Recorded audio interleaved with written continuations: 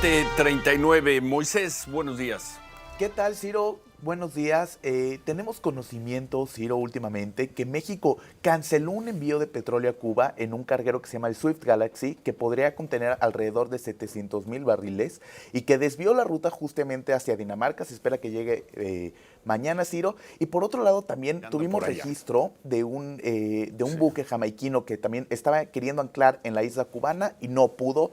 Esto significaría que Cuba solo ha recibido un envío de petróleo en todo 2026 de 84,000 barriles, lo que es completamente insuficiente para la isla. Y por eso justamente el envío que llegó de México. De México. Que llegó en los primeros días de México. Y ese ha sido... Ahora, ¿cómo se hace este rastreo de información según nos hemos enterado, porque hemos ido aprendiendo todo esto sobre la marcha?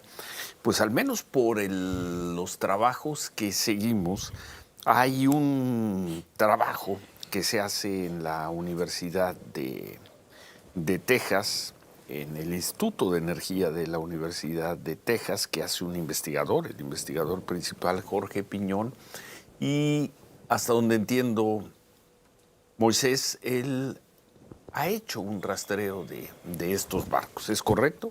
Y de ahí la han tomado distintos medios de comunicación, lo ha tomado la agencia EFE, lo ha tomado el sitio 14 y medio de Cuba. Así es, Ciro. La información que tú nos das es correcta. De hecho, el análisis que tenemos de ambos barcos, tanto del Emilia como del Swift Galaxy, es gracias a las investigaciones de Jorge Piñón y de sus publicaciones también en el portal cubano 14 y medio, Ciro. Quien está en la línea y le agradecemos que converse con nosotros esta mañana. Buen día, Jorge Piñón, investigador principal en el Instituto de Energía de la Universidad de Texas. Buen día. Buenos días, Ciro. Un placer estar con ustedes. ¿Podemos, según la investigación, el trabajo de seguimiento que han hecho ustedes en la Universidad de Texas, confirmar que Cuba ha recibido un solo envío de petróleo en estos 30 y tantos días del 2026? ¿Es correcto, Jorge? Sí, así es. Por ejemplo, Venezuela, que es el mayor suministrador de petróleo crudo a Cuba, el último buque venezolano que llegó a Cuba fue a mediados de diciembre. También hubo un pequeño tanquero que vino de Rusia. Los últimos dos tanqueros cubanos que vinieron de Venezuela con crudo venezolano fueron en el mes de noviembre. Y como usted bien dice, el último tanquero de crudo mexicano fue el Ocean Mariner, que es un pequeño tanquero de 85,000 barriles, y ese llegó a La Habana y a Matanzas el 9 de enero. Así que es correcto. Cuba ahora está en una posición que no hemos visto ningún tanquero de crudo o de combustible en el horizonte en los últimos más o menos 4 semanas. Y hoy, 3 de febrero, ¿no hay un tanquero, un carguero en ruta hacia Cuba? Al menos registrado o detectado. Como mencionaron ustedes al principio, el Emilia, que es un tanquero de gas LP, que como tú sabes es muy importante para Cuba, ya que se usa como combustible para cocinar por la falta de electricidad. Ese tanquero trató de cargar en Jamaica aquí al fin del mes y no pudo entrar en el puerto de Kingston.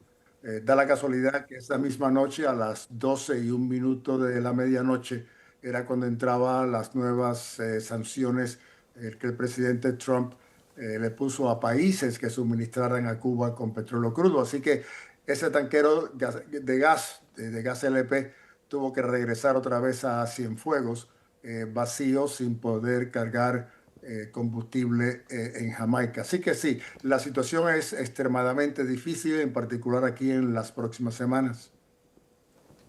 Hemos leído y hemos hablado con periodistas, incluso con periodistas cubanos, y dicen que es muy difícil hacer un cálculo de cuál puede ser hoy la reserva de energía, de petróleo, de gas en Cuba, porque no hay una estadística, no hay un sistema de estadística confiable a seguir, pero coinciden que es una situación tremendamente crítica. ¿Qué información tienen o cómo dan seguimiento a este tema ustedes desde un centro de investigación como el de la Universidad de Texas?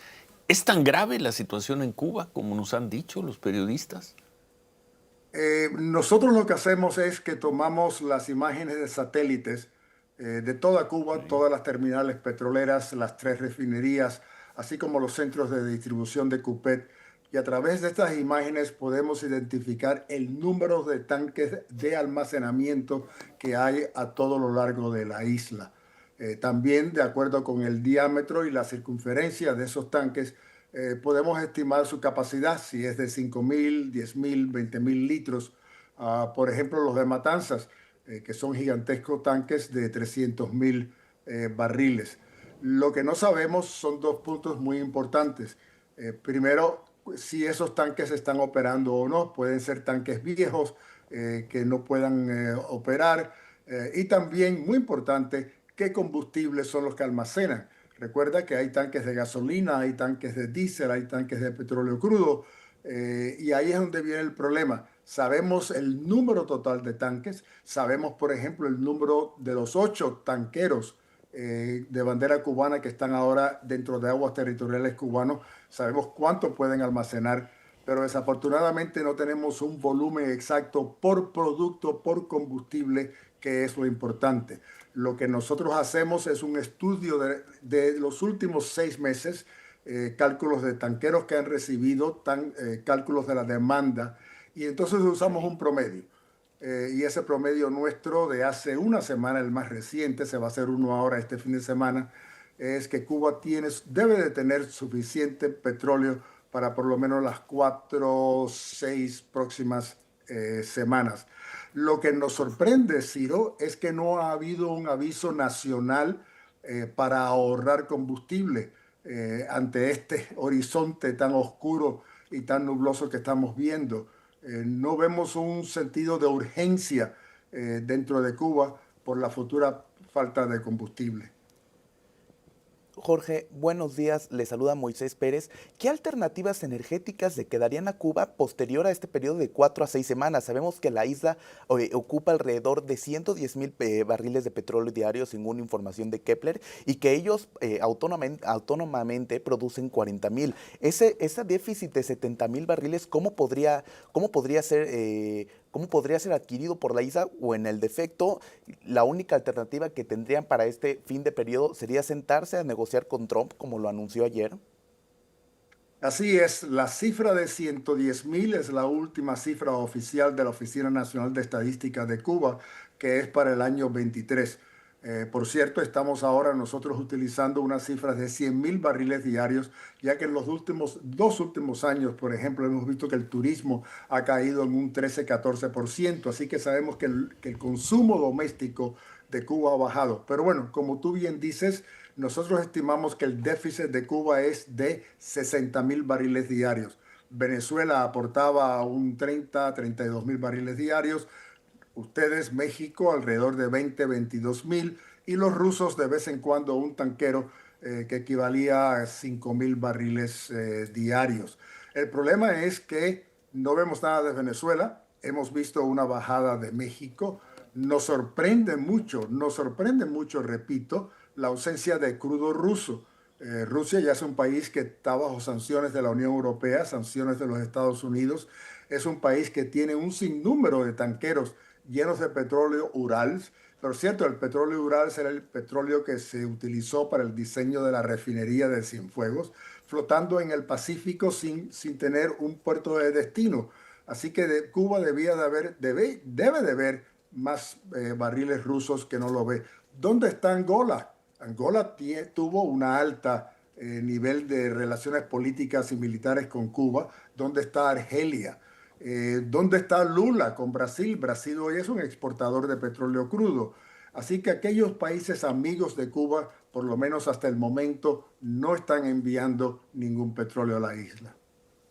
Ni al parecer se quieren meter en problemas. Le agradecemos mucho el análisis, le agradecemos mucho la información. Ojalá podamos mantenernos en contacto con usted. Vamos a estar muy pendientes de la actualización de cifras que hagan. Nos dijo que el fin de semana lo van a trabajar. Supongo que se va a dar a conocer a principio de la próxima semana. Jorge Así Pinón, es. investigador de la Universidad de Texas.